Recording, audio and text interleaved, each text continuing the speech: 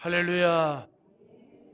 오늘 이렇게 우리 교사 헌신 예배를 통해 주께서 주시는 귀한 사명을 우리 다시 한번 또 생각해 보는 그런 시간을 갖기를 원합니다. 오늘 주일학교 교사 헌신 예배를 통해서 우리가 하나님의 말씀을 나눌 텐데, 오늘은 조금 좀 특별한 말씀을 준비했습니다. 뭐냐면 교육 사역이 지닌 가치와 중요성에 대해서 역사적으로 좀 살펴보고, 또 우리가 하고 있는 기독교 신앙 교육에 대한 가치를 인식하고 또 사명을 다짐하는 그런 시간을 갖고자 합니다. 하나님께서 아담과 하와를 지으시고 그들에게 하신 축복이 있습니다. 그게 뭐냐면 이 땅을 다스리고 정복하라 라고 하는 축복을 하였습니다. 창세기 1장 28절에 보면 이런 말씀이 있지요.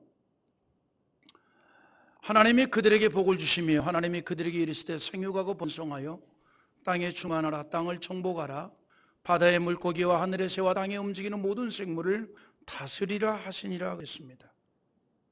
하나님께서는 이 말씀을 통해서 뭘 얘기했냐면 번성하고 또 땅에 충만하고 땅을 정복하라. 무슨 말이냐면 하나님께서 질서 가운데 창조하신 이 세상을 잘 다스리라는 거예요. 즉 경영을 하라는 겁니다. 어떤 경영? 성공적인 경영을 하라는 거예요. 우리가 경영 그러면 무슨 사업이나 이런 것만을 생각합니다만, 하나님께서는 지금도 세상을 경영하고 계십니다. 그런데 사람을 통해서 경영하십니다. 그 하나님께서 아담과 하와에게 내가 지은 이 모든 것을 잘 경영하라 이렇게 말씀한 거예요.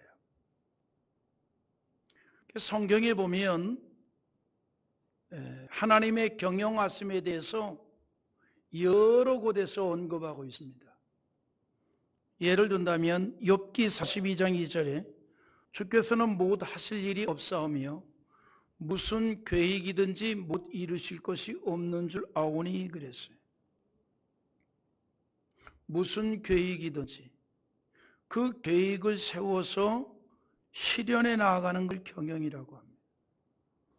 또 잠언 16장 1절에도 이런 말씀이 있어요. 마음의 경영은 사람에게 있어도 말의 응답은 여호와께로부터 나느니라. 우리가 마음의 경영이 뭐예요? 내 마음으로 어떤 걸 계획을 세우는 거죠. 내가 이렇게 해 나갔으면 좋겠다. 아니, 내가 이렇게 해 나갈 것이다. 그런데 그 경영의 최고의 결정권자가 누구냐면 여호와 하나님이라는 거죠. 그래서 그것을 이루시는 이가 하나님이라는 거예요. 때문에 잠언 16장 3절에 이런 말씀을 합니다. 너의 행사를 여호와께 맡기라. 그리하면 너가 경영하는 것이 이루어지리라. 너의 행사를 여호와께 맡기라. 오늘 여러분 꿈이 많고 계획이 많은 분들은 이 잠언 16장 3절을 꼭 기억하시기 바랍니다. 우리가 살다 보면 유달리 꿈이 많은 사람들이 있잖아요. 계획이 많은 사람들이 있잖아요. 그런 모든 사람들은 너의 행사를 여호와께 맡기라는 말씀을 꼭 기억하기 바랍니다. 그리하면 너가 경영하는 것이 이루어지리라. 여러분, 우리가 무엇을 경영을 하는데 그게 잘 안 이루어지는 것도 있거든요. 그러나 하나님이 도와주시면 이루어진다는 거지요. 또 이사야 14장 24절에도 이런 말씀이 있습니다. 만군의 여호와께서 맹세하여 이르시되 내가 생각한 것이 반드시 되며 내가 경영한 것을 반드시 이루리라. 하나님께서 생각하고 하나님께서 경영하는 건 반드시 이루어진다는 거예요. 그래서 여러분, 우리가 항상 어떤 것을 시작을 할 때는 하나님 앞에 뭐라고 기도하는고 하니 하나님 이거 허락받은 사항이죠. 하나님께서 허락된 사안이면 반드시 이루어진다는 거죠. 반드시 이루어진다. 그래서 이사야 14장 27절에 이런 말씀을 하는데, 요거는 이제 나만 하지 말고 같이 읽어봅시다. 시작. 만군의 여호와께서 경영하셨은즉 누가 능히 그것을 패하며 그의 손을 펴섰은즉 누가 능히 그것을 돌이키랴. 한마디로 말하면 하나님이 경영하는 거 아무도 막지 못한다 이 말. 하나님이 경영하는 거 반드시 이루어진다 이 말이에요. 믿으면 아멘 합시다. 그래서 하나님께서 지금도 세상을 경영하시는데 누구를 통해? 사람을 통해서 경영한다는 거예요. 그래서 사람은 과거부터 지금까지 경영을 하고 있습니다. 그런 면에서 우리가 이 경영에 대해서 좀 생각하는데, 요즘 시대를 뭐라고 표현하는고 하니 경영 전략 시대라고 합니다. 특히 기업 경영은 대단히 중요합니다. 기업만이 아니죠. 하다못해요, 지금은 내가 좋아하는 호떡을 팔아도 경영 전략을 짜야 돼. 경영 전략. 김석 장로님 잘 먹었어요. 이렇게 그냥 맛있다고 하면은 또 기억했다가 또 계속 사다 주고. 네? 여러분, 특히 기업 경영은요, 왜 중요하냐면 경영에 따라서 기업의 존폐가 달려있기 때문입니다. 오래전에 그 조사한 게 있습니다. 조금만 소개할게요. 서울대학교에 곽수일 교수가 있습니다. 지금 뭐 연세가 많아요. 은퇴한 교수님인데, 이분이 뭘 조사했냐면 한국 기업에 대한 그 조사를 했습니다. 한국 기업에 대해서 서울대학교 곽수일 교수가 조사를 했는데, 한국 기업에 대해서 60년대부터 2000년대까지, 정확하게 말하면 90년대까지 조사한 거 있는데, 그가 조사한 바에 의하면 60년대부터 90년대에 이르는 어간에 한국의 이 100대 기업 가운데 90년도를 넘어가면서 100대 기업 가운데 남은 기업이 3개래요. 3개. 내 말이 아니고 서울대학교 곽수일 교수 얘기입니다. 근데 이런 일들이 한국만이냐? 아니에요. 미국도 마찬가지입니다. 60년대에서 2000년도까지 미국의 100대 기업 가운데 살아남은 기업이 몇 개나 될 것 같아요? 겨우 10개 살아남았어요. 그러면 이처럼 기업이 무너지는 이유가 뭘까? 왜 기업이 무너질까? 왜? 한마디로 말하면 경영 전략을 소홀히 했기 때문이에요. 다시 말해서 시대가 변하고 소비 풍토가 변하는 것에 대해서 대처를 적극적으로 하지 못했기 때문이라는 겁니다.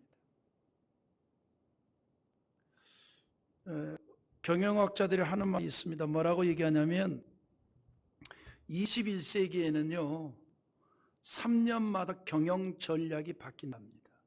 왜 바뀔까요? 사람들의 소비 풍토가 3년을 넘지 않는다는 겁니다. 사람들의 요구사항이 3년을 못 넘긴다는 거예요. 그러니까 거기에 맞추려다 보니 경영 전략이 3년에 한 번은 대대적인 수술을 해야 된다는 거예요. 제가 오늘은 좀 설교를 좀 색다른 거 한다고 그랬어요. 그렇게 이해하십시오. 저도 이거 준비하면서 좀 껄끄러워하는데, 왜냐하면 저는 평소에 설교 시간에 다른 사이드 얘기를 좀 안 하려고 애를 써요.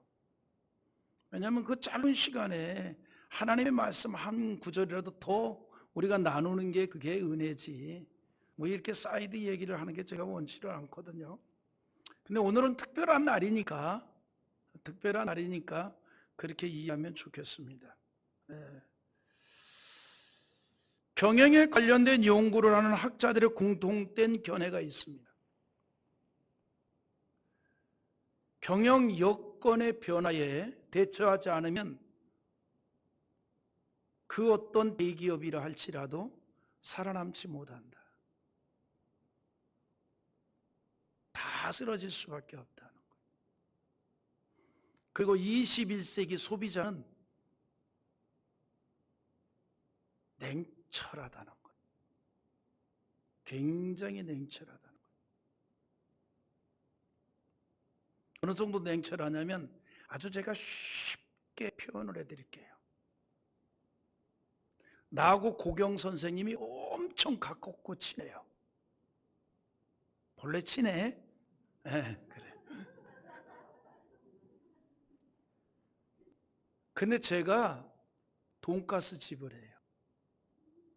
근데 고경 선생님이 돈가스를 되게 좋아해요. 너무 맛이 없어요.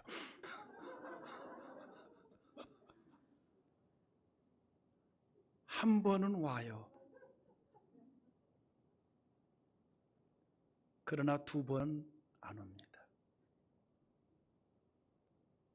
정으로 갈 문제가 아니에요. 정으로 가지 않아요. 그래도 올 것 같아. 온대. 두 번? 네, 두 번 온답니다. 네, 두 번은 온답니다. 그러니까 지금 사람이 가면 갈수록 그런 그 문제에 있어서는 희생을 하지 않는다는 거죠. 냉정한 겁니다. 개인의 희생을 하지 않는다는 겁니다. 뭐 이런 얘기를 또 새끼치면 한도 없으니까 이 정도에서 끊고, 그래서 오늘 이 시대를 뭐라고 얘기하냐면 혁명시대라고 그래요. 혁명. 모든 거에 혁명자가 들어가요. 정보혁명시대. 정보혁명시대. 제가 조금 좀 이 정치 얘기를 해드릴게요. 우리나라에 예전에 중앙정보부가 있었죠. 이게 이제 이름이 중간에 이제 여러 번 바뀌었잖아요. 미국에도 우리나라의 중앙정보부와 같은 기관이 있죠. CIA. 그런 기관이 있는데 우리나라 중앙정보부가 주로 하는 일이 크게 두 가지 일을 했습니다. 국내 정치 사찰, 그리고 국외 정치 흐름에 대한 동향, 크게 두 가지를 했어요. 미국의 CIA도 마찬가지예요. 근데 미국의 CIA가 언제부턴가 방향을 확 틀었어요. 그들이 가지고 있는 엄청난 정보를 100% 풀 가동해가지고 그 정보에 의해서 데이터를 분석을 해가지고 그 정보를 누구한테 넘겨주냐면 자기들 기업에 넘겨주는 거예요. 뭐냐면 CIA에서 어떤 정치 사찰이라든가 어떤 뭐 이런 것에 치중하지 아니하고 그 많은 정보를 뭐 하는 데 활용하냐면 기업을 살리는 데 활용을 하는 거예요. 전 세계가 방향이 이렇게 흘러가고 있고 정치적으로 이렇게 흘러가고 있고, 그러면 어떤 문제가 발생하게 됐고, 그러면 어떤 소비 풍토가 형성될 것이고, 그래서 무엇을 생산해야 될 것이고, 이런 자료들을 기업에게 주어서 기업 경영이 활성화되도록 이런 일들을 언제부터 했느냐? 40년 전서부터. 40년. 그래서 이제 지금은 전 세계 모든 그 글로벌 기업들이 기업 내에 무슨 부서가 있어요? 정보에 관한 수집을 하는 부서들이 있습니다. 왜? 앞서 말씀드렸죠? 3년에 한 번씩 바뀐다는 거예요. 여기를 대처하지 않으면 아무리 대기업도 다 무너질 수밖에 없기 때문에 그 일을 하고 있는 거예요. 그래서 지금은 정보혁명 시대다. 정보혁명 시대. 그 다음에 사람들이 가면 갈수록 서비스에 대한 기대감이 높아집니다. 서비스에 대한 기대감이 너무너무 높아져요. 그리고 그것을 맞춰주지 않으면 그 사람을 내 사람으로 만들 수가 없어요. 그래서 이 시기는 서비스 혁명 시대라. 그 다음에 또 하나는 이제 먹는 문제가 해결되면요, 사상 문제가 또 따르기 시작합니다. 그래서 가치가 있느냐 없느냐, 가치 없는 일은 절대로 안 합니다. 이제 가치 있는 일. 친구 따라 강남 간다 그러는데 그거요, 가치 있다라고 생각할 때 따라가지 가치 없으면 가차 없이 안 따라가요.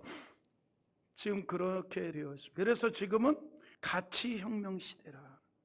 그러니까 자꾸 가치를 부여하려고 그러는 거예요. 무엇을 하든지 가치를 부여해야 돼.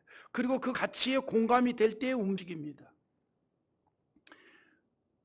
아무리 좋아 보여도 아무리 귀해도 내가 생각할 때 가치가 인정되지 않으면 따라가지 않는 거예요. 그 가치가 있느냐 없느냐 그걸 본다 이 말이죠.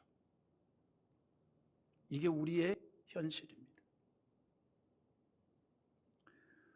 자, 21세기에 이제 교회로 돌아와서 교회의 선교 전략,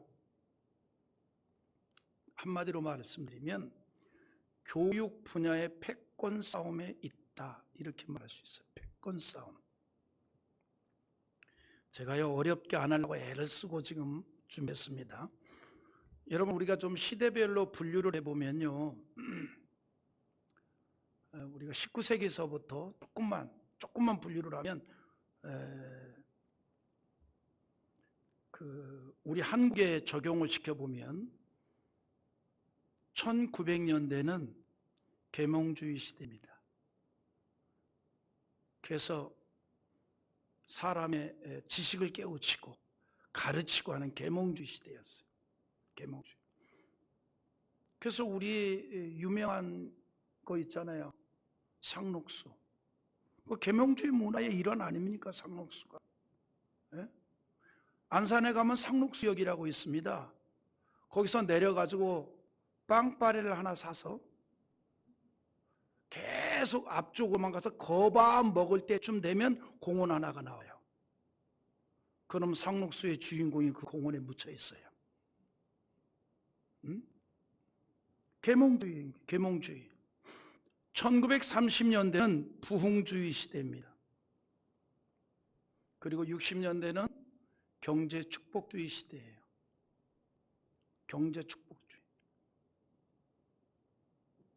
그리고 그 이후 시대를 무슨 시대라고 하냐면 교육주의 시대를 맞이합니다.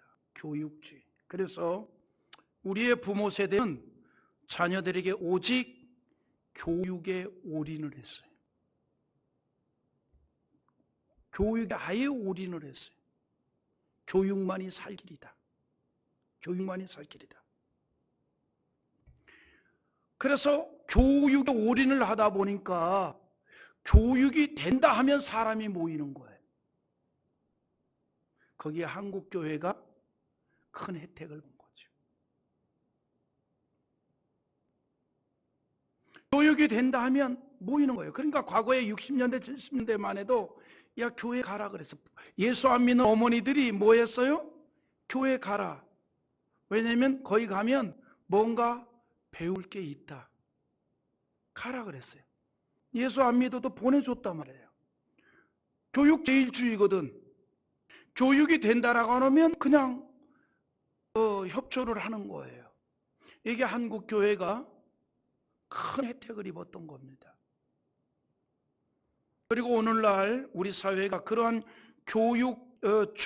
교육주의의 이 산물이 오늘의 과학 발전과 각 분야의 발전에 기초가 됐던 거죠. 그런데 어느 시대이든지 사람들의 요구에 부응치 못하면 다 무너져 내립니다.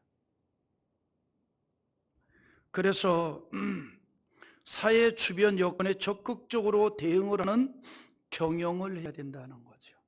경영을 해야 된다. 인간에게는요, 본질적으로 크게 3대 욕구가 있어요. 3대 욕구. 첫째, 영적인 욕구. 사람은 영혼이 있기 때문에 종교성이 다 있습니다. 그래서 교회를 다니지 않고 종교를 가리지 않아도 하다못해 뭐라도 보냐면 오늘의 운수라도 봐요. 오늘의 운수라도 본다니까요. 저도 이 스마트폰 열면 알고리즘을 타고서 오늘의 운수하고 뜨더라고요.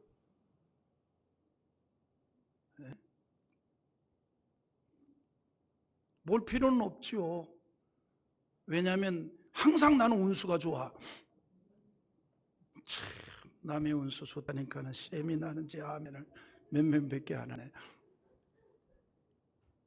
이 영적인 욕구가 있어요. 모든 인간에게 그게 다 있습니다. 영적인 욕구. 재밌는 거 하나 알려드릴까요? 박정희 대통령이 그 무당들 다 없앴잖아요. 점쟁이들 다 없앴잖아요. 관악산, 계룡산에 있는 점집을 다 허물어버리니까 미아리로 간 거거든요. 이 관악산에 있는 점쟁이들이 다 추방해서 간 게 미아리 고개 쪽으로 점집이 몰렸던 이유가 그거예요. 그때쯤에 우리나라 영험한 무당들과 점쟁이들이 미국으로 진출을 했어요. 뉴욕으로. 그 뉴욕에서 굉장히 인기가 좋았습니다. 우리 상식적으로 보면 그거 미신이다 그래 샤머니즘이다 해서 쫓았는데 과학제일주의 뉴욕에서 굉장히 인기가 좋았어요. 그게 뭐냐? 사람에겐 전부 그 영적 욕구가 있기 때문이에요. 영적 욕구가. 영적 욕구. 그것이 잠재적으로 다 있다는 거죠. 두 번째는 육적인 욕구입니다. 육체에 대한 기대감. 건강하기를 원하고 배부르기를 원하고 멋있어지기를 원하고 뭐 그런 거 있잖아요. 그 요즘 그 젊은이들이 그냥 여자든 남자든 자기가 생각해 볼 때 몸매가 괜찮다라고 하면 이거 혼자 보기는 아까워서 막 자랑하고 싶어서 우리 형제들 같은 경우에는 막 그냥 막 예? 그래서 이게 뭐 초콜릿끈 막 6개 예? 그러는데 참 나는 원팟 무슨 식스피시야 그냥 복잡하게 6개씩 뭘 나누나 그냥 하나로 가지. 그 이제 막 자랑을 하잖아요. 여자들도 막 자랑하고 싶어하잖아요. 레깅스 입고 다니잖아요. 나 이래 이런 사람이야 하고 막 자랑을 하고 싶어요. 육체에 대한 욕구가 다 있습니다. 세 번째는 정신적 욕구예요. 이 정신적 욕구에서 교육이 이루어지고 문명이 발전하는 거예요. 모든 인간이 이 세 가지 욕구를 다 가지고 있고 그거를 충족받기를 원한다는 거죠. 그것이 충족이 될 때에 관심을 가지게 됩니다. 그런데 이런 욕구를 가지고 있는 인간의 문화는 자주 변하고 있다는 거죠. 그래서 직업도 다양해지고 전문화되어 가고 있습니다. 교육도 더 다양해지고 전문화되어 갑니다. 그리고 교육에 의해서 인간의 삶이 달라지는 거죠. 교육에 의해서 인간의 삶이 달라진다. 이러한 시대를 우리가 지금 살고 있습니다. 이러한 시대의 교회는 예수님의 말씀에 관심을 가져야 합니다. 자, 예수님께서 지상 유언으로 교육적 사명을 주었습니다. 그게 뭐예요? 오늘 본문 20절 다시 한번 읽어봅니다. 마태복음 28장 20절 시작. 내가 너에게 분부한 것을 가르쳐 지키게 하라. 볼지어다 내가 세상 끝날까지 너희와 항상 함께 있으리라. 여러분, 이 말씀을 우리가 어떤 관점에서 이해를 해야 되냐면 좀 달리 좀 이해를 해봅시다. 뭐냐면 예수님께서 인간의 3대 욕구가 있잖아요. 교육적인 욕구. 3대 욕구가 충족이 되면 사람을 얻을 수가 있어요. 예수님이 이 말씀 뭐냐면 교육을 빼앗기지 말라는 얘기입니다. 교육을 빼앗기지 말라. 예수님께서 이 가르치라는 이 말씀에는 여러 가지 의미가 담겨져 있습니다. 말씀드린 대로요, 어느 시대이든지 교육을 주도하면요, 사람을 얻을 수가 있어요. 그러나 교육의 주도권을 빼앗기면 사람을 잃어버립니다. 왜냐하면 사람은 교육을 통해서 형성이 되기 때문이에요. 특히 여러분, 기독교는요, 교육 활동 위에 세워지고 교육 활동 위에 확산되어집니다. 하나님께서 인류 최초의 에덴 동산을 세우셨습니다. 이 에덴 동산이 교회입니다. 교회가 뭘 교회라고 합니까? 하나님과 교통이 있어야 교회지요. 여러분, 범죄 이전의 인간은 에덴 동산에서 하나님과 교통이 이루어졌습니다. 그래서 최초의 인간에게 이 에덴 교회에서 교육적 용어를 사용했어요. 교육적 용어. 생육하라, 번성하라, 다스리라, 먹지 말라, 모든 게 다 교육적 용어예요. 결국은 에덴 동산은 교육 위에 세워졌다는 거예요. 그리고 구약 교회인 이스라엘 민족을 하나님이 세우셨고 2000번 이상 그들에게 강조한 명령이 뭐예요? 교육입니다. 2000번 이상. 여러분, 그래서 구약 성경에 보면 교육적인 용법이 2000개 이상 나와요. 다시 말해서 하나님의 교회는 교육으로 세워진다는 겁니다. 그런데 이 구약의 교육 중심의 교회가 어느 날부터인가 종교화되기 시작했어요. 이 의미를 조금 기억하시죠. 강의는 아닙니다. 종교화되기 시작했다. 성전과 제사 의식 등으로 인하여 변질이 됩니다. 종교화, 성전화, 제사장화, 종교인화, 계급화가 되어버린 거예요. 그런데 구약 교회인 이스라엘을 예수님이 오셔서 바꿔버리기 시작합니다. 어떻게 바꾸는 거니? 종교화를 교육화로, 성전화를 교회화로, 제사장화를 스승화로, 종교인화를 제자화로, 계급화를 은사화로 바꾸면서 다시 교육 위에 그 모델 교회를 세웠는데 그게 예루살렘 교회입니다. 그러니까 한번 이제 우리가 좀 연상을 해봅시다. 예루살렘 교회와 예루살렘 이전의 유대인들의 종교적인 형태하고는 완전히 달라요. 예루살렘에 창립된 우리 모 교회에는 과거에 성전화, 제사장화, 종교인화, 계급화되어 있습니다. 그러나 예루살렘 교회는 바뀌었어요. 교회화, 스승화, 제자화, 은사화로 바뀌었어요. 교육 위에 그 모델 교회인 예루살렘 교회가 창립되었다는 겁니다. 그 증거로 예수님의 사역의 80% 이상을 무엇으로 할애했어요? 가르치는 사역으로 할애했습니다. 여러분, 예수님의 공생의 3년 동안 기간을 딱 놓고 보면 80% 이상이 가르치는 사역을 했어요. 그래서 사람들은 예수님을 스승, 랍비로 호칭합니다. 그리고 승천하시면서 예수님께서 말씀합니다. 모든 족속을 제자로 삼아 가르쳐 지키게 하라고 명령을 합니다. 그리고 이 교육적인 방법으로 땅끝까지 복음을 증거하여 세계 선교를 하라는 거예요. 그래서 그 말씀을 받은 사도들의 활동은 교육적으로 이루어졌습니다.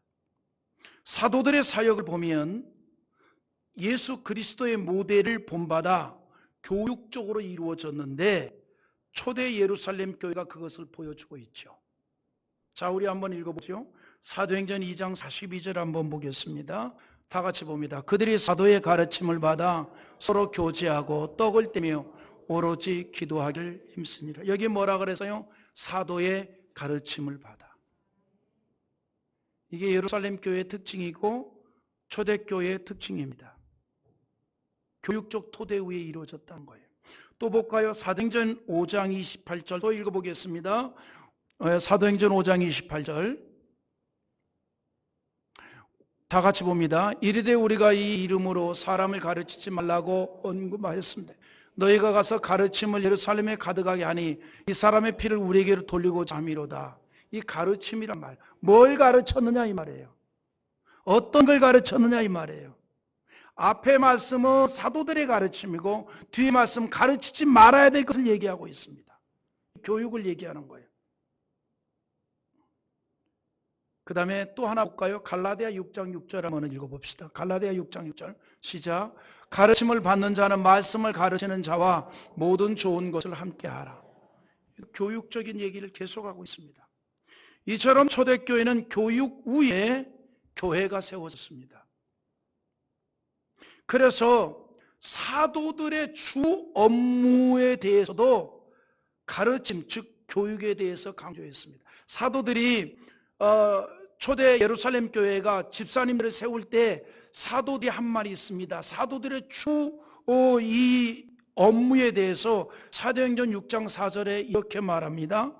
우리는 오로지 기도하는 일과 말씀 사역에 힘쓰리라. 사도행전 6장 4절의 말씀이에요. 우리는 오로지 기도하는 일과 말씀 사역에 힘쓰리라. 가르치는 일에 힘쓴다 이 말이죠. 자, 성령께서 친히 스승이 되어 계시해 주심으로 선지자와 사도들이 성경을 기록하였고, 그리고 성령께서 내주하여 깨닫게 하시는데 교육적 방법을 통해서 깨달아지도록 하였다는 겁니다. 초대교회는 이처럼 예수님의 가르침을 본받아 사도들이 가르침을 통한 교육 위에 교회를 세워갔고, 도초에서 교회가 세워지고 부흥이 되었습니다. 물론 그 가운데 핍박이 있었지만 믿는 자들은 계속 늘어난 것입니다. 그런데 이런 교회가 다시 시간이 흐르면서 종교화로 전락하는 계기가 옵니다. 주 313년 콘스탄틴 황제에 의해서 기독교가 국교화되면서 기독교는 변질이 됩니다. 다시 종교화로 전락이 되는 거예요. 교육교회에서 국가 종교화로 변합니다. 날마다 모이는 교회에서 국경일과 주일 정하여 주일에만 모이는 교회로 변합니다. 여러분, 초대 예루살렘 교회의 특징이 뭐예요? 날마다 모이는 교회였어요. 주 314년 밀란 칙령을 통해서 콘스탄틴 황제가 국교화를 시키면서 이제 좀 모습이 바뀌게 되는 거죠. 그래서 주 1회만 모이는 교회로 바뀌는 거예요. 이제 주일날 한 번만 와라. 평일날은 올 필요가 없다. 이렇게 된 거예요. 또한 가르쳐 지키게 하라는 교사적 사명이 제사의식에 추중하는 미사 집례자로 변질되기 시작합니다. 이처럼 기독교회는 교육을 이뤄가기 시작하였고 차츰 종교화로 굳어가기 시작합니다. 그러다가 소유럽에서 일어난 유명한 운동이 하나 있죠. 르네상스 문해부흥 운동. 14세기에서 16세기에 일어난 운동이잖아요.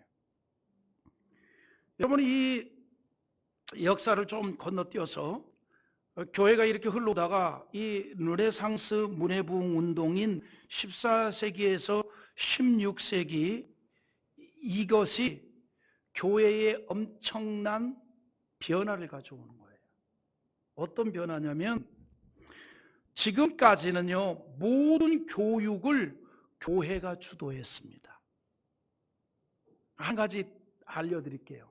여러분, 대학을 졸업할 때 가운을 입잖아요. 여러분, 가운의 그 유래가 언제인 줄 알아요? 저희들 주일날에도 가운 입기도 하잖아요. 저는 안 입지만. 왜 안 입을까? 걸치라 그래서 안 입어요. 뭐 다른 의미 없어요.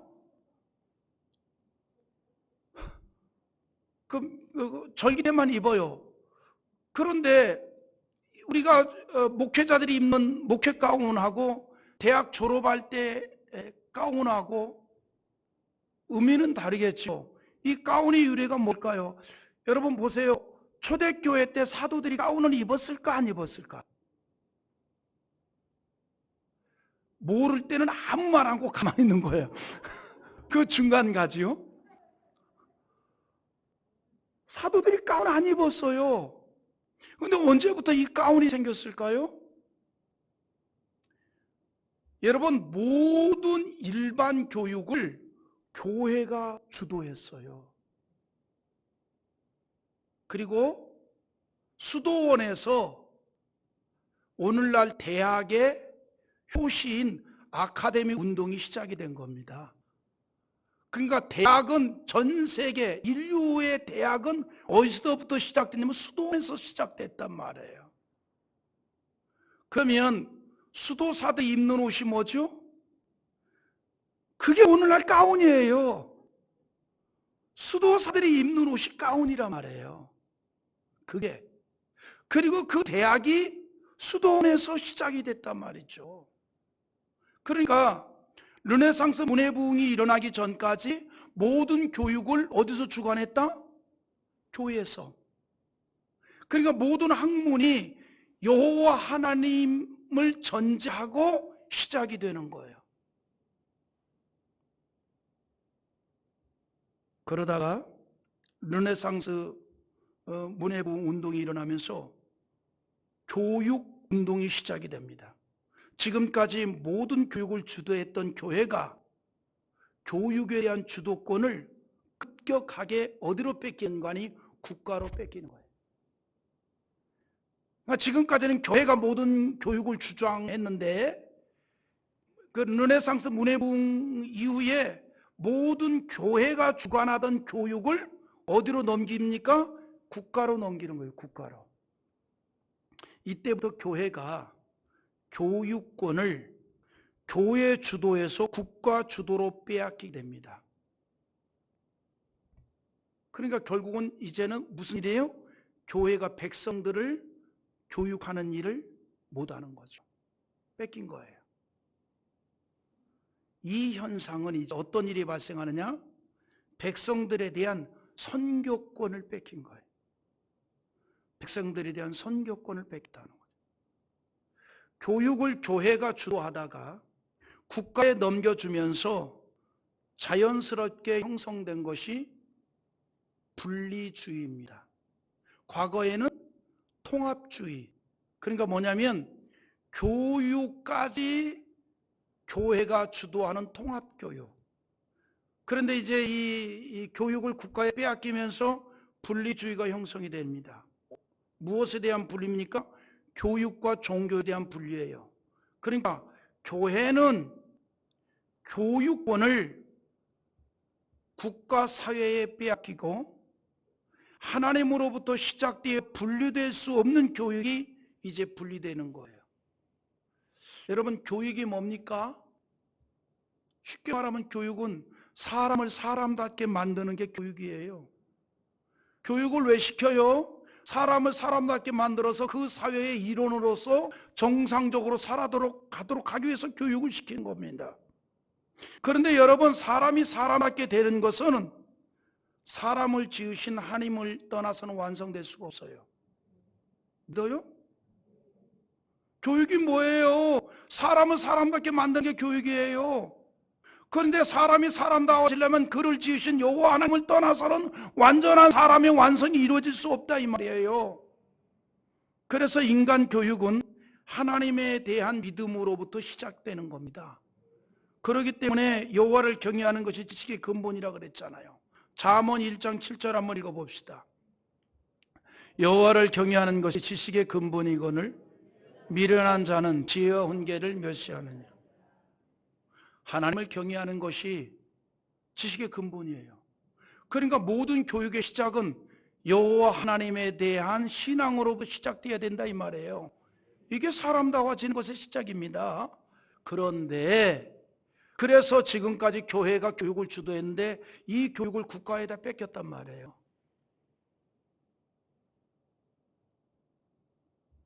그래서 이때부터 분리가 되기 시작하는 거예요. 종교교육과 일반 교육으로 나누어지게 됩니다. 기독교 교육과 일반 교육으로 나눠지게 되는 거예요.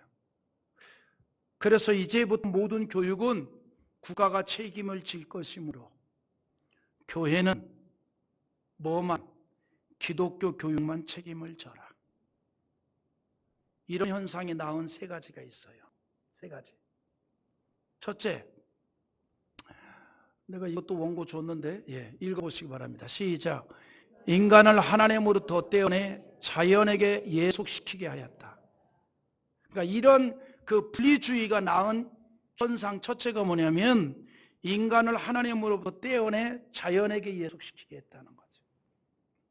둘째, 또 읽어봐요. 신본주의 신앙에서 떼어내 인본주의로 만들어버렸다. 그러니까 지금까지는 모든 것이 하나님으로부터 시작이 됐어요. 그런데 이제 떼어낸 이후부터는 인본주의, 그 출발이 인간으로부터 인간을 위한 인간의 문화가 만들어지기 시작하는 거예요.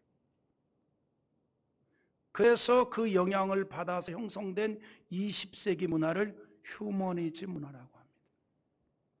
그러니까 20세기 문화는요, 한마디로 말하면 하나님 없는 문화, 불신 문화, 그게 휴머니즘 문화예요.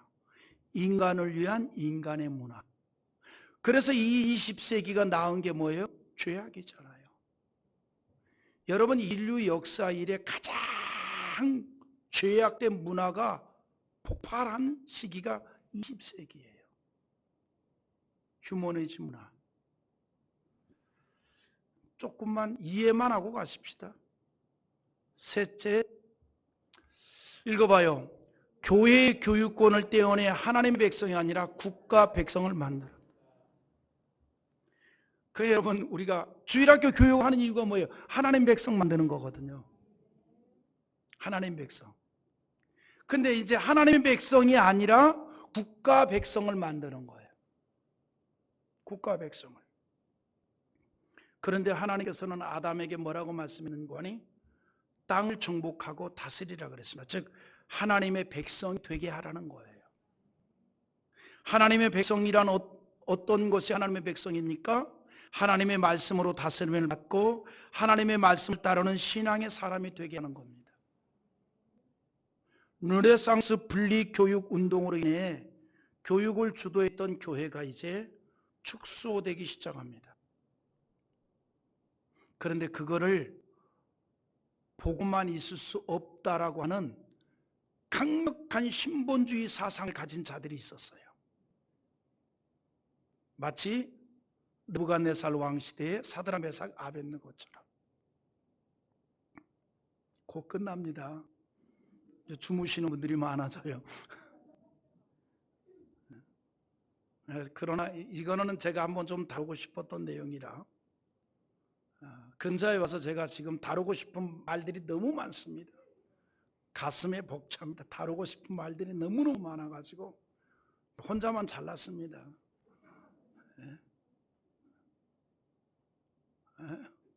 워싱턴 유니버시티를 우습게 여기지 마세요. 미국의 30대 대학 중에 하나입니다. 그러니까 르네상스 분리 교육 운동으로 인해서 교육을 주도했던 교회가 축소되기 시작하니까 하나님 중심하는 신앙인들 가운데 그거를 보고만 있을 수 없다 이 말이죠. 그래서 그러한 운동을 공개적으로 나서서 반대하는 자들이 이제 유럽에서 생겨나기 시작한 거예요. 유럽에서 소위 말하면 청교도 운동자들입니다. 우리나라 청교도하고는 좀 다른 겁니다. 이들이 계속해서 주장하는 게 뭐냐? 분리교육이 아닌 통합교육을 해야 된다. 분리교육은 뭐예요? 교회 교육과 일반 교육을 나누자는 거 아니에요. 통합교육은 뭐예요? 이건 하나가 돼야 된다. 하나님을 믿는 신앙으로부터 시작돼야 된다. 통합교육을 주장을 하는 거예요. 통합교육. 이 운동이 유럽에서부터 이제 시작이 됩니다. 그런데 분리교육을 배격하고 통합교육을 해야 된다고 하는 운동을 하는 자들은 이미 세상의 권력을 가진 자들로부터 외면당한 자들이에요. 그리고 이제 이미 이 분리교육을 주장하는 유럽의 권력자들은 불신앙인들입니다. 그래서 그런 운동을 일으키는 것이 곧 뭐가 되냐면 권력에 대한 대항이 돼버린 거예요. 그러니까 잘 이해하세요. 유럽의 이 통합교육을 주장한 자는 단순히 신앙적인 입장에서 외쳤는데 그것이 권력을 가진 자들 입장에서 본다면 그것은 권력에 대한 항거라 이 말이죠. 당연히 핍박을 당하죠. 당연히 순교를 당하죠. 당연히 어려움을 당했죠. 그래서 기독교인들에게, 즉 통합교육을 주장하는 기독교인들이 큰 핍박을 당하게 됩니다. 물론 그 가운데에서도 분리교육을 주장하는 자들도 있었어요. 크리스찬들 가운데. 그러나 그 가운데서 통합교육을 주장하는 크리스찬들이 많았다 이 말이죠. 그래서 신실한 기독교 신앙을 가진 가정에서 하나님 없는 교육을 가르치는 학교의 교육 사상에 반대한 그러한 크리스찬들의 가정에서 자녀를 국가가 주도하는 학교에 보내는 걸 거부하는 거예요. 그러니까 국가의 권위에 도전하는 거죠. 당연히 국가로부터 어마어마한 핍박을 당할 수밖에 없죠. 그래서 이들 가운데 떠나자.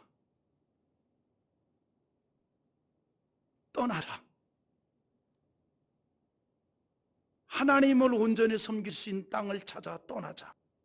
그래서 약 1700명이 네덜란드로 탈출을 합니다. 왜냐하면 다 죽이고 하니까 네덜란드 탈출을 해요. 그리고 네덜란드에서 다시 신대륙 아메리카로 건너가기를 결의를 합니다. 근데 거기서 아메리카로 건너가려면 배를 타야 되잖아요. 그래서 이제 그들이 어떻게 하냐면 오로지 배를 타고 건너가기 위해서 노동을 하면서 돈을 모아요. 돈을 막 모아요. 아파트 사기 위해서 모은 거 아니에요. 오로지 한 가지, 배를 구입하기 위해서 돈을 모아요. 그래서 이제 배 한 척을 구입을 합니다. 그런데 그 선박으로는 도저히 대서양을 횡단할 수 있는 선박이 아니에요. 그래서 다시 또 7년 동안 돈을 또 모아요. 이런 얘기 처음 들어봤죠? 그러니까 우리는 뭡니까? 메이플라워 타고 건너갔다. 요거만 알지 그 배경은 모르잖아요. 그러니까 이런 얘기를 좀 많이 하고 싶은데 이제 시간이 안 되니까 그렇게 해서 이제 결국은 다시 또 7년 동안 돈을 모아가지고 메이플라워를 이제 매입을 합니다. 그래서 1차로 104명이 미국으로 건너가게 돼요. 그리고 이제 미국에 도착해가지고 그들이 무엇 때문에 거기 왔어요? 분리교육을 반대해서 온 거 아니에요. 그러니까 거기 와서 무슨 교육을 해야 돼요? 통합교육을 해야 되잖아요. 그래서 그들이 거기 와가지고 예배당을 지어요.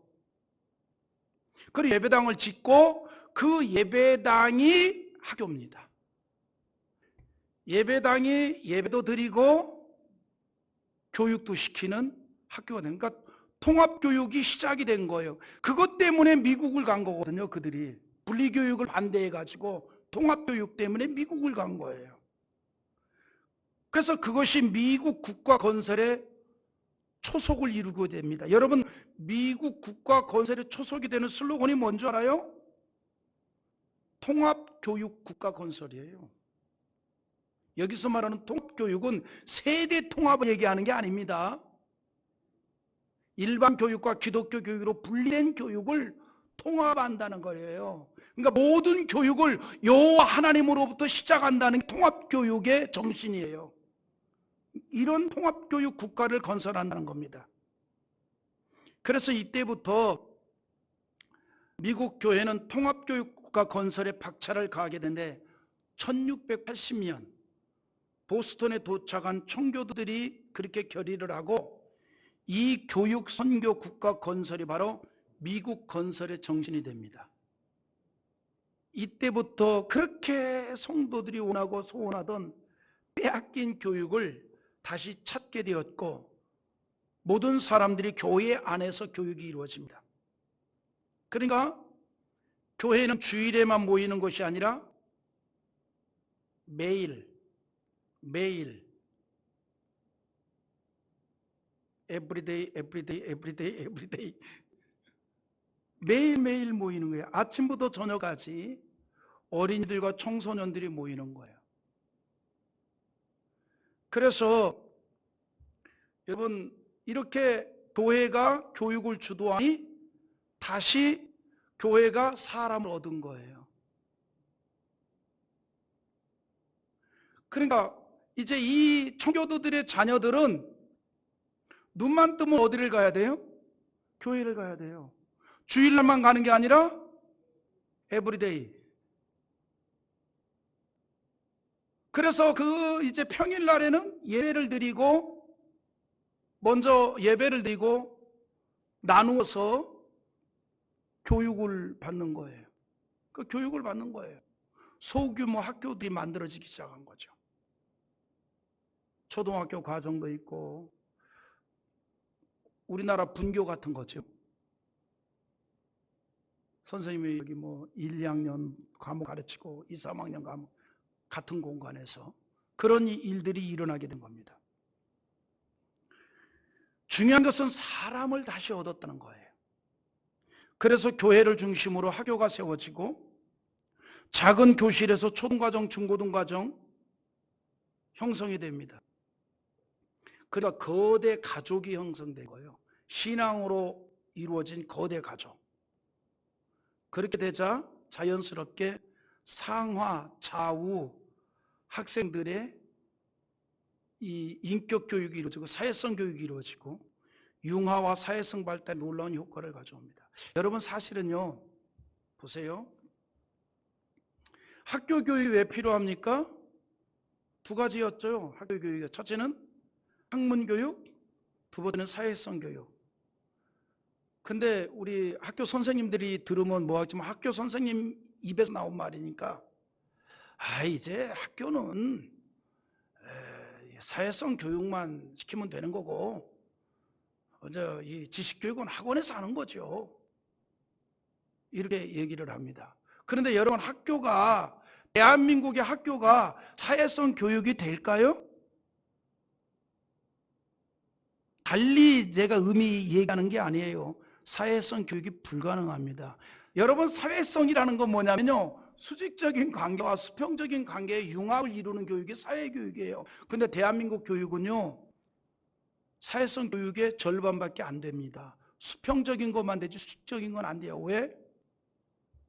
유치원 때부터 5세 반 6세 반이 5세 반에 오면 난리 나요. 왜 왔어?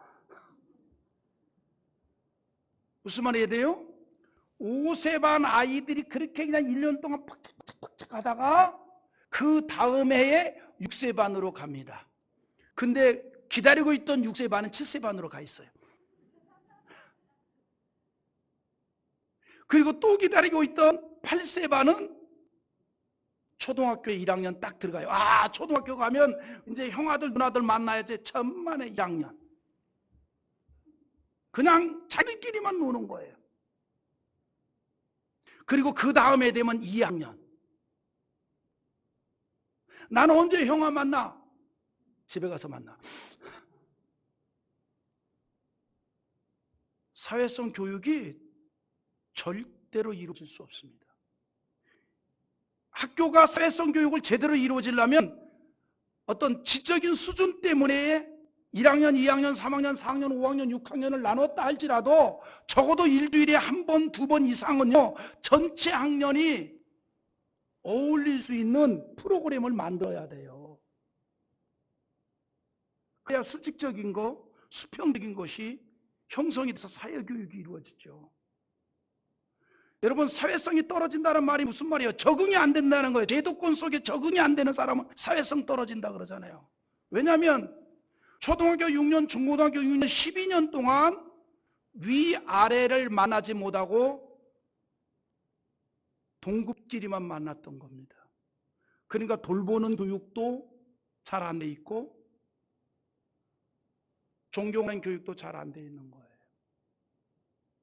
그래서 정말 학교가 사회성 교육을 이루기를 원한다면 적어도 일주일에 2번 이상은 학년을 초월해서 만날 수 있는 뭘 만들어야 돼요. 근데 지금 우리는 못 만들어요. 왜? 그렇게 만드는 6학년 형아들에게 나머지 아래 학년들은 다 밥입니다. 사회성 교육이 안 되는 거죠. 제가 교육 과정을 전공한 학자예요. 그 분야를 전공한 학자, 그걸로 논문을 쓴 학자.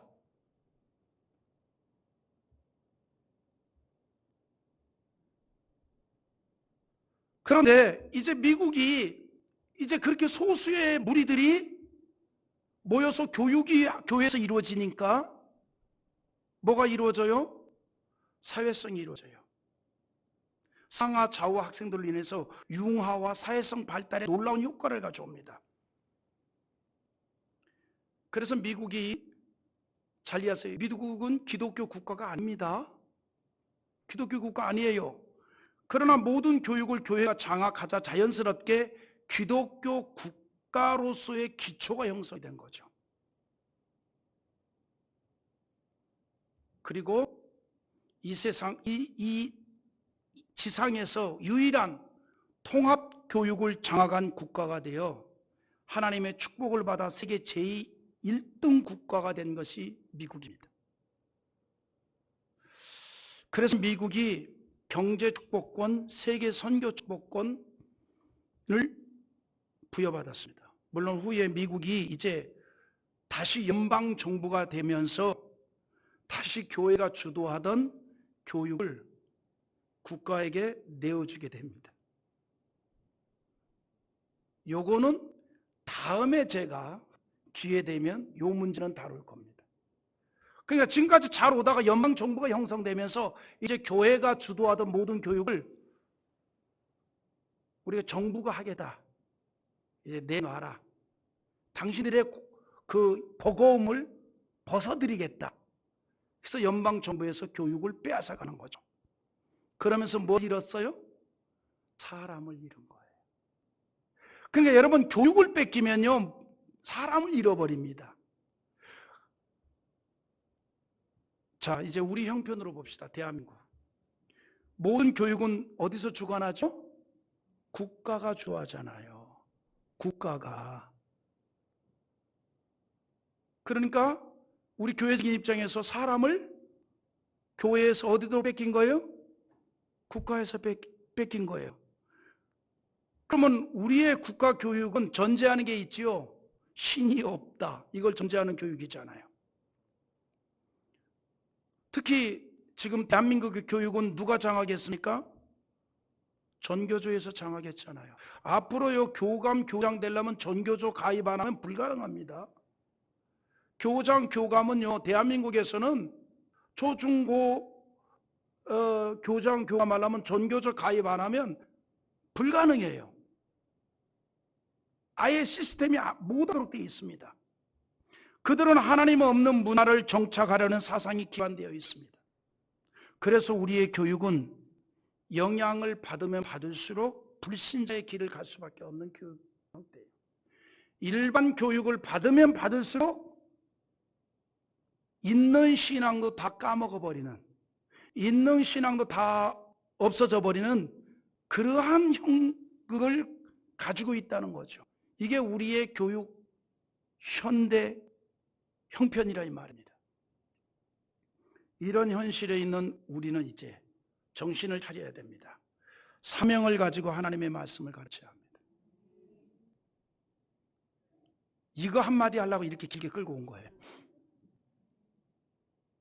지금 우리의 형편은요, 하나님 없는 신앙적 사상의 토대 위에서 아이들이 6년 동안 또 6년 동안 교육을 받는 거예요. 12년 동안. 여러분, 근세에 발달심리라든가 유아심리라든가 이거에 대해서 전문적으로 연구한 나라가 독일이에요. 왜 그걸 연구했을까? 소독과 동독으로 나누어졌을 때 동독에서 사회주의 사상을 가장 분명하게 심을 수 있는 나이가 어느 나이일까? 그걸 연구하기 위해서 연구해 보니까 12세 미만이에요.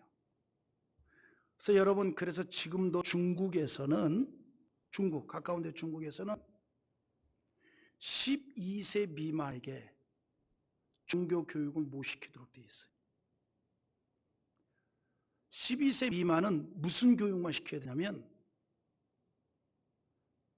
공산주의, 사회주의 사상 교육만 시키도록 되어 있어요.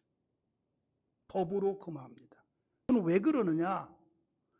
12세 미만 때 분명한 사회주의 사상 딱 장착시켜 놓으면 12세 이상 되면 어떤 사상이 들어와도 자리하지 않는다라고 믿기 때문에 모든 발달 심리학자들이 그걸 인정을 합니다.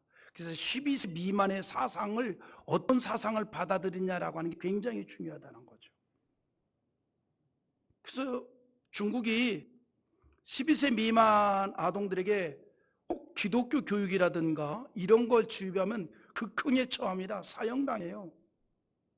못하도록 되어 있습니다. 오로지 그때는 사회주의만 심으라 이 말이에요. 우리도 그 말이 3살 버릇 80까지 간다고 3살 사상이 80까지 가는 거예요. 지금 우리의 현실은 교육을 빼앗겼어요. 사람을 뺏겼습니다.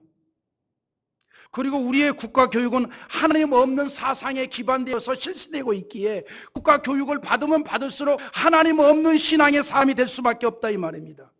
그렇다고 우리가 한탄만 하고 주저앉을까요? 예수님의 지상명령에 우리는 순종해서 그래도 우리는 하나님의 말씀을 가르쳐서 하나님의 백성을 길러야 합니다. 왜냐하면 그게 개인과 민족이 복받는 길이기 때문입니다.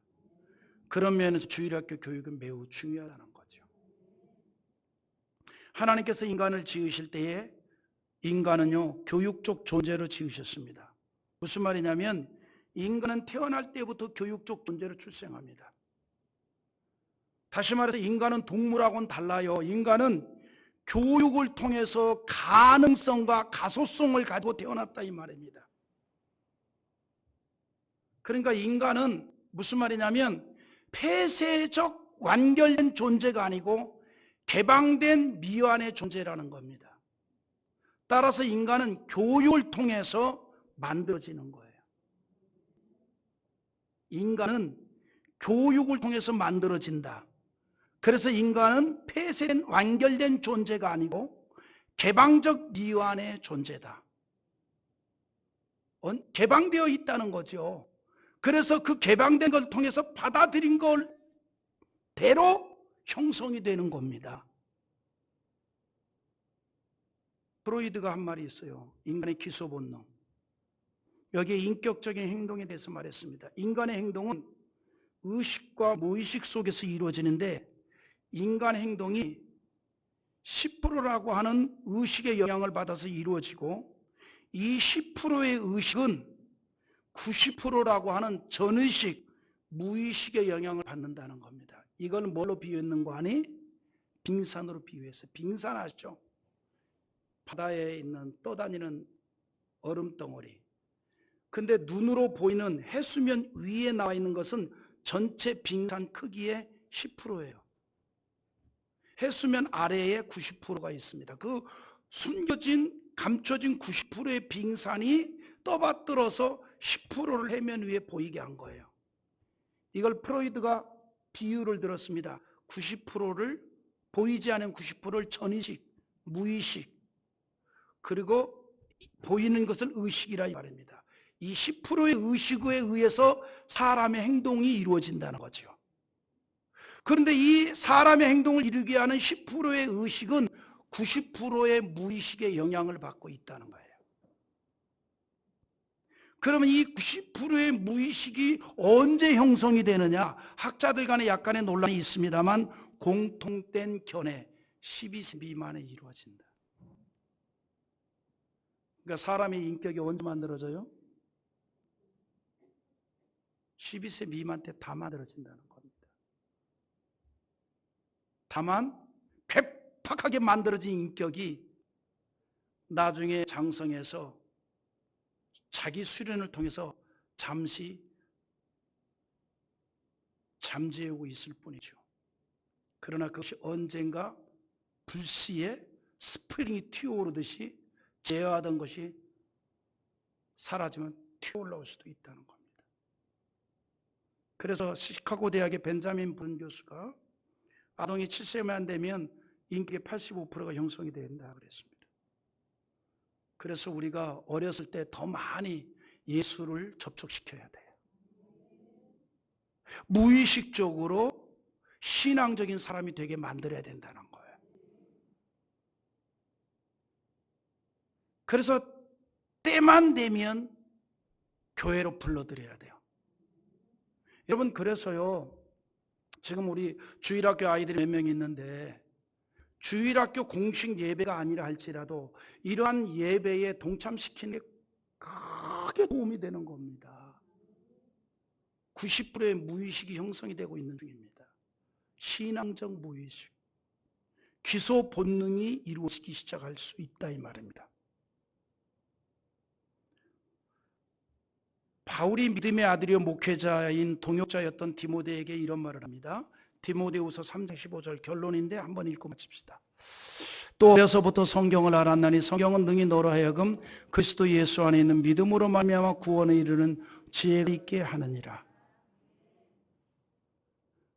어려서부터 성경을 알았나니, 그게 훌륭한 디모데를 만들었다는 겁니다. 여러분, 이제 말씀 맺습니다. 우리 교사들이 하고 있는 주일학교 운동, 이게 얼마나 귀한 일인지 모릅니다. 한 사람을 하나님의 백성으로 만드는 일이고, 그런 백성들을 많이 키워내는 일이 그 민족을 살리는 일이고 복을 받자는 일이라 이 말입니다. 그래서 지금 현재 우리의 상황은 굉장히 어려운 상황이지만, 그렇다고 우리는 이 어려운 상황에 손을 놓고 있지 말고 이 어려울 때일수록 더 우리가 최선을 다해서 하나님의 백성을 만들어내고 세워가는 일에 힘쓰는 우리 교사들이 될 수 있기를 주님의 이름으로 축원합니다. 할렐루야. 우리 한번 외쳐봅시다. 삶에 충성하자. 하나님의 백성을 만들자. 하나님께 영광의 박수 한번 합시다.